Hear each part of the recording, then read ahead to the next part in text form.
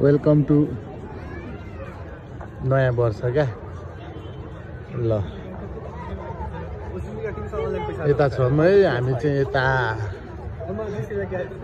यस्तो छ है गोब्रो हिरो 13 आइसकेको छ हैन ब्ल्याकमा अहिलेको लेटेस्ट मोडल भइहाल्यो हैन मैले स्ट्यान्डर्ड भर्जनमा लिएको यसको मेन कुरा बक्स चाहिँ यस्तो छ हैन यसमा चाहिँ के छ भन्दाखेरि यो भिडियो त्यतिमा हाल्ने यो भइहाल्यो स्लोमो हैन यस्तो यस्तो छ यसको यो अब हाइपर भ्यू हैन टाइम ल्याप्स हान्ने सबै छ हैन मैले हेरौँ अब यसको के छ त भित्रपट्टि हैन खोलेर चेक गर्छु है त यसमा अब तपाईको एन्टी फिल्टर्सहरु पनि लागिहाल्छ वाइड एंगल यताउति हैन लगाउन मिलिहाल्छ यो 13 ब्ल्याक मसँग आइसकेको छ हैन ठीक छ ल अनबक्सिङ हान्नु है त यसको के छ भित्र सामान हेरौँ मैले यसरी यहाँबाट खोले यसरी सट्ट अन गर्दाखेरि भित्रपट्टि यस्तो हुन्छ यसलाई एकछिन यता राख्दिउँ यता राख्दिउँ यो हेरौँ त यसमा के छ हैन यसमा के छ भन्दाखेरि फर्स्टमा हामीले केस ओपन गर्न साथ यो सब्स्क्राइब टु गेट मोर अथवा गोप्रो रेसको बारेमा थाहा हुने भइहाल्यो यो बेसिक कुराहरु भयो अब यो मेन कुराहरु हुन्छ नि त यो कसरी चलाउने के गर्ने भन्ने कुराहरु यहाँ दिएको रहेछ यो अलिकति जान्न पर्ने कुरा छ हैन अनि त्यसपछि अरु के छ भन्ने quick install the GoPro quick app on your phone भनेपछि यो गोप्रोको क्विक एप तपाईले आफ्नो फोनमा इन्स्टल गरेर हैन सजिलै यसलाई ह्यान्डल गर्न सक्नुहुन्छ हैन ठीक छ एकछिन हेर्दिउँला त्यसपछि स्टिकर दिएको छ हामीलाई यहाँनिर एउटा दुईटा तीनटा चारवटा कलरमा हैन व्हाइट ब्ल्याक ग्रीन अनि पिङ्कमा यो स्टिकर भइहाल्यो यो साइडमा राखौँ त्यस्तै अरु यो के प्रो टिप्सहरु यो युजर म्यानुअलहरु भइहाल्यो यो पनि त्यही भइहाल्यो हैन बिस्तारै हेर्दै गरौँ न अनि मेन चीज भनेको चाहिँ यही हो क्या यति नै हो यसमा आउने हैन यसमा भनेको एउटा रहेछ यो टाइप सी को चार्जिङ केबल हैन जसमा चाहिँ यो गोप्रोको ब्रान्डिङ पनि लागेको रहेछ है गोप्रोको यो हैन यो चार्जिङ केबल भइहाल्यो त्यसपछि अर्को भनेको हाम्रो ब्याट्री यस्तै भइहाल्यो यो गोप्रोको जेन्युइन ब्याट्री नै हो हैन बक्समै आएको ब्याट्री हो अनि अर्को हामीलाई दिएको रहेछ एउटा माउन्टको यो गोप्रो माउन्ट गर्नलाई यो एउटा यस्तो रबर पनि हुँदो रहेछ रबर यस्तो रहेछ रबर यसरी रबरलाई खोलेपछि अनि यसलाई यसरी त्यसपछि चाहिँ बल्ल यस्तो हुने रहेछ हैन यो भइहाल्यो अनि अर्को यो माउन्ट भइहाल्यो यसलाई हेलमेट सेलमेटतिर लगाउनलाई जहाँसुकै टास्नलाई भइहाल्यो यसमा यो प्याड टास्नु पनि हुन्छ यो अहिले नगरौँ यो अर्को भनेको नट बोल्ट दिएछ यो नट बोल्टलाई चाहिँ यहाँबाट यसरी फसाउने हो हैन एकछिनलाई यसलाई मेन चीज भनेको चाहिँ मेन कुरा भनेको त हाम्रो यो हो नि त यस्तो चाहिँ यसको मेन लुक्स टेप टालेको छ हैन हेरौँ है यसलाई खोलेर पहिले कहाँबाट खोल्ने भने यहाँबाट रहेछ खोल्ने ठाउँ यहाँबाट टक्क खोल्ने यसलाई हैन यसरी भएन यसरी मैले यसरी निकालेँ ल यसरी निकालिसकेपछि यसको लुक्स यस्तो छ है यसको लुक्स यस्तो छ हैन यतापट्टि हिरो 13 ब्ल्याक भनेर यसको यो दिरा रहेछ यो रहेछ हैन यसलाई यो टक्क यो खोल्दिउँ ओहो यो भयो अनि अर्को यो अगाडिपट्टिको यो पुरै ग्लास स्क्रिनमा हैन यसलाई पनि यसरी सरर खोल्दिउँ मेन लुक्स यस्तै छ यार तलको यो माउन्ट भइहाल्यो अनि यसको हेर्ने ठिकै छ हैन यो ग्लास यसको यो लेन्स पनि निकाल्न मिल्छ होला सायद यसलाई एट्याच गरेर कसरी यसरी यहाँनिर लेन्स पनि चेन्ज गर्न मिल्यो यसरी केही भइहाल्यो भने लेन्स बिग्रियो भने यसरी परिवर्तन गर्न नि मिल्छ हैन अहिलेको लागि यसलाई यसरी फिटै गरेर राख्दिउँ यो लेन्स भयो अगाडि यस्तो छ लुक्स यो साइडबाट यस्तो छ, माथिबाट यस्तो यो एउटा बटन भयो क्लिक बटन, यताबाट छ मोडहरू पावर अन अफ, अनि यो तलबाट म्याग्नेटवाला छ यसमा चाहिँ हैन।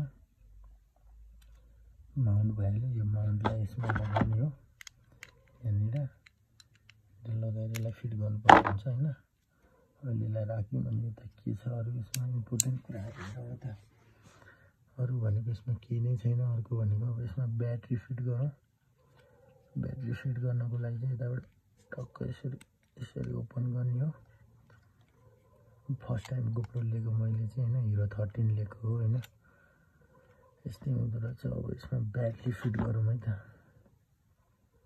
ब्याट्री हाल्नलाई यताबाट यसरी मैले टक्क यसमा लगाइदिएँ।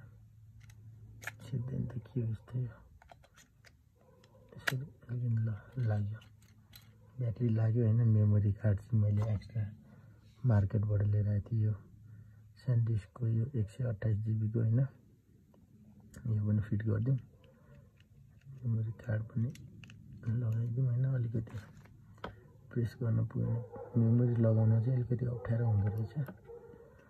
मेमोरी पनि लाइ, यहाँ चार्ज गर्ने ठाउँ यहाँ रहेछ हैन। चार्जिङ केबल यहाँ दिएको रहेछ। ल यसलाई फिक्स गरिदिउँ। एकचोटि अन गरौँ है त। ल यो अन भयो। यस्तो देखाइरहेको छ। अपग्रेड यो SD कार्ड रे। ओके, SD कार्ड लगाएको छ। यो हैन 8x मा हानिरहेको छ यसले। सेटिङहरू यस्तो रहेछ हैन। 1080 मा हान्दो रहेछ। 60 fps, 30 fps, स्लो मो रहेछ यो। अनि यो फोटो भयो, यो भिडियोको वाइड एङ्गलमा हेर्दाखेरि चाहिँ वाइड एङ्गलमा भयो।